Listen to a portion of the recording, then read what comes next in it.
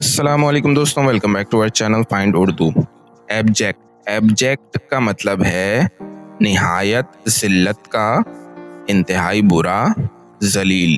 ایبجیکٹ کا مطلب ہوتا ہے بہت ہی زیادہ ذلیل، بیکار یا اداسی اور ذلت سے بھرپور۔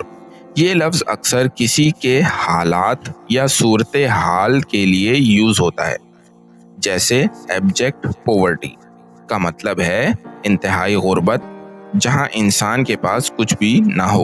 They lived in abject misery after losing everything۔ سب کچھ کھونے کے بعد وہ انتہائی بدحال حالت میں زندگی گزار رہے تھے۔